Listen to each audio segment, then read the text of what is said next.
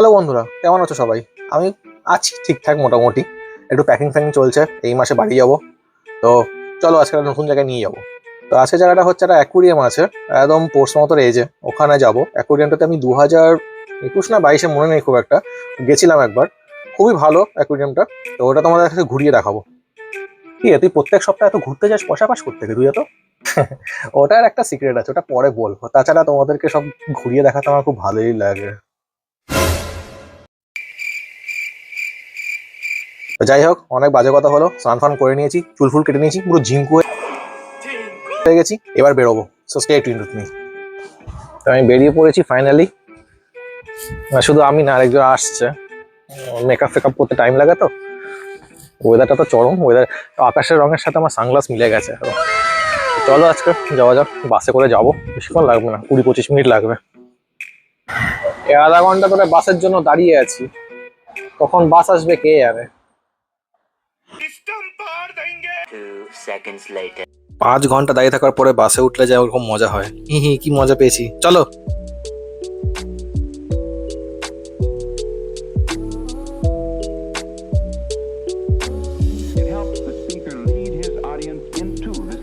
Finally বাস থেকে নেমে গেছি। এখান থেকে মোটামুটি অ্যাকুরিয়াম যেতে আরো কতক্ষণ লাগবে?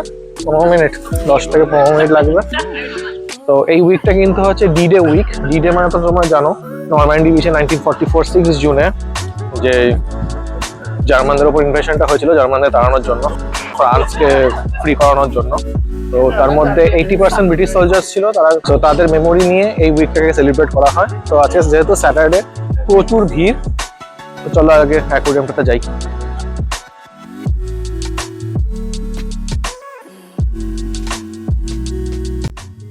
যা ওয়েদার, চল মাঠে থেকে একটু শুই গাছের নিচে।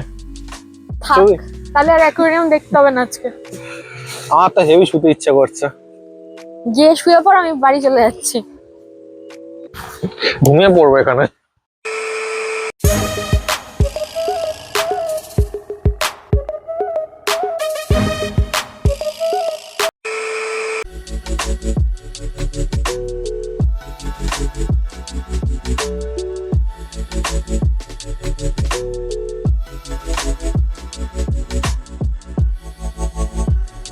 না, সামলাতে পারলাম না, একটু বসলাম।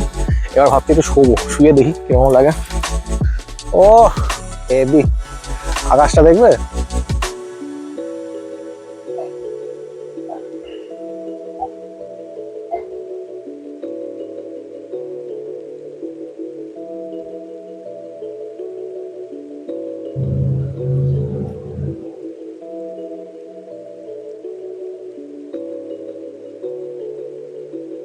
One eternity later. সরি, ঘুমিয়ে পড়েছিলাম একটু। চোখ লেগে গেছিল। আর উঠতে হবে, রোদে অবস্থা খারাপ হয়ে যাচ্ছে। আমরা যাবো না নাকি এখানে আজকে সারাদিন শুয়ে থাকবো? তোর যাওয়ার দরকার নেই, ভালোই তো আছি বেশ। হ্যাঁ, জীবনটা কি সুন্দর লাগছে। আমি তো ঘুমিয়ে পড়বো এখানে মনে হচ্ছে।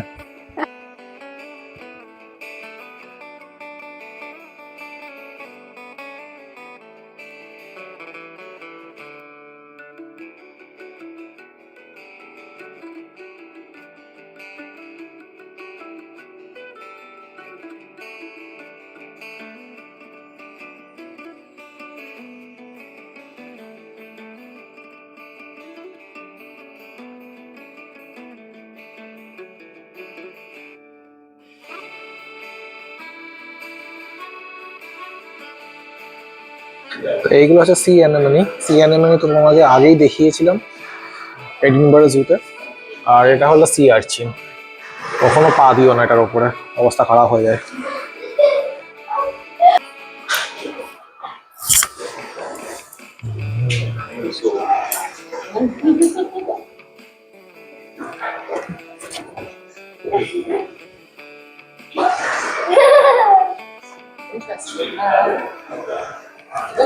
আর এটি হলো একটি শঙ্কর মাছ, ইংলিশে যাকে বলে স্টিং রে। এরা আকারে ছোটই হয়, আর ইনি তো খুবই এক্সাইটেড হয়ে গেছিলেন বাচ্চাটিকে দেখে। এদের নাম স্টিং রে কারণ ওদের লেজটা খুবই শার্প, মানে কাইন্ড অফ কাঁটা। আর ওদের লেজ দিয়ে কিন্তু বেত বানানো হয়।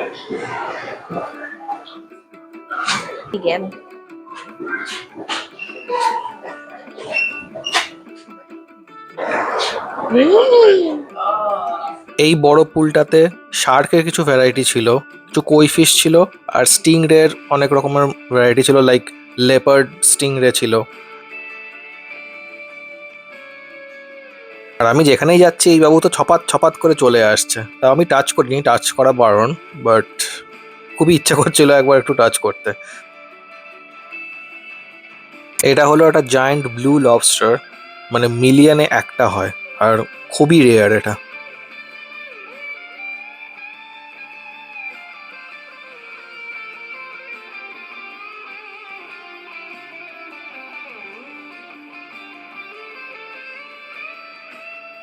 তো আস্তে আস্তে হাঁটছিস কেন তুই?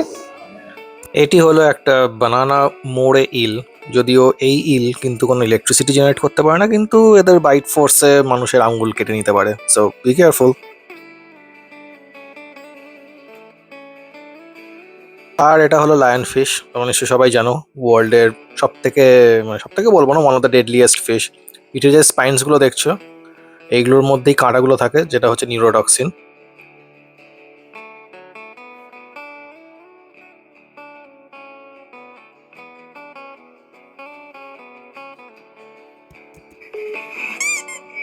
এই পাফার ফিশটা কি করছিল আমি জানি না, বাট হেভি হাসি পাচ্ছিল। আর পাফার ফিশের একটা ডিফেন্স মেকানিজম হচ্ছে ওরা যদি কোনো ভয় পায় তাহলে ফুলে যায়, চারদিকে কাঁটা ফুলিয়ে দেয়, যাতে এনিমি ওদেরকে ধরতে না পারে। আর এই ট্যাঙ্কটাতে তো নিমোর পুরো গোষ্ঠীই ছিল। সিনেমাতে যে কটা মাছ দেখিয়েছে, ফাইন্ডিং নিমো, ফাইন্ডিং ডরিতে, সব এই ট্যাঙ্কটাতে আছে।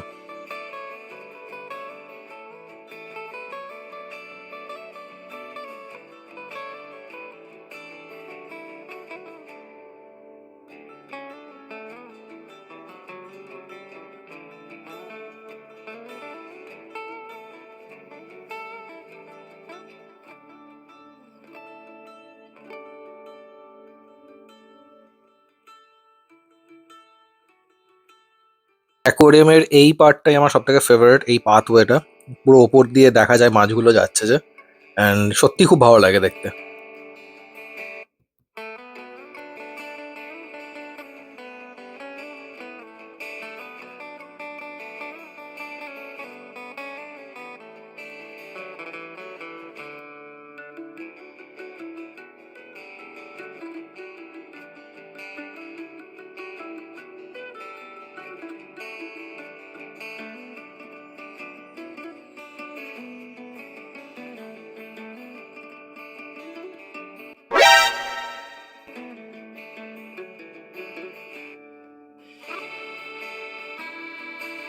এই মাছটি সম্পর্কে তোমাদেরকে তো আর নতুন করে কিছু বলে দিতে হবে না, তোমরা সবাই জানো। অ্যামাজনের বাসিন্দা, রেড বেলির পিরান্না, রেজার শার্প টিপ। একবার যদি কেউ জলে পড়ে তার কি অবস্থা হয় সেটা তো তোমরা আন্দাজ করতেই পারবে।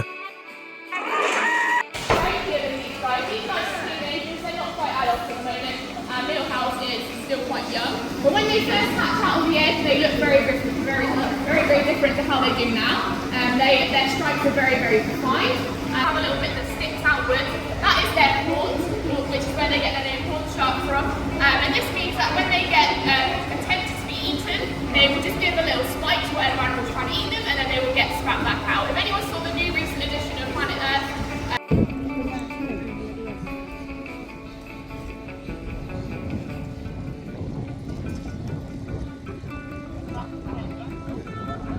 ফাইনালি দেখতে পেলাম আমার ফেভারিট গডজিলা। আই মিন, এটা গডজিলা নয়, গডজিলা ইন্সপায়ার্ড। এটা হলো giant iguana from the Galapagos.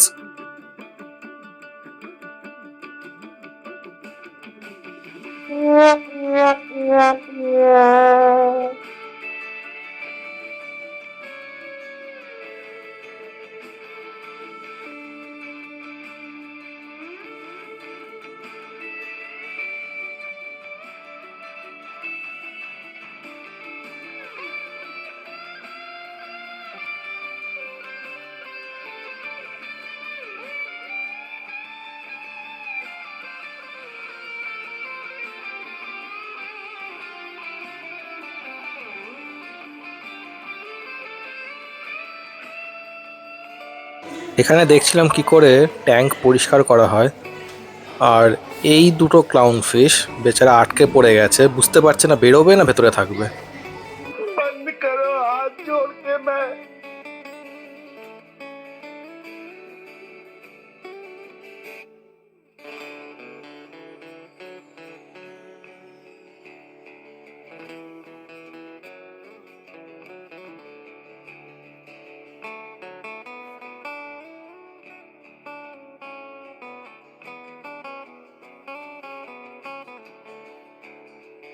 আমাদের অ্যাকুয়ারিয়াম ট্যুর শেষ।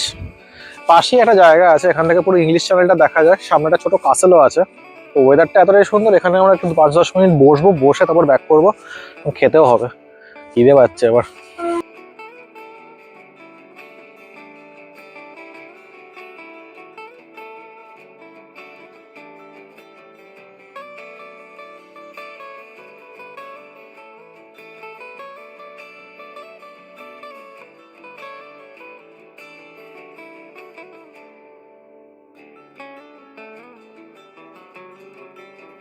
তো এখানেই ব্লগটা শেষ করছি।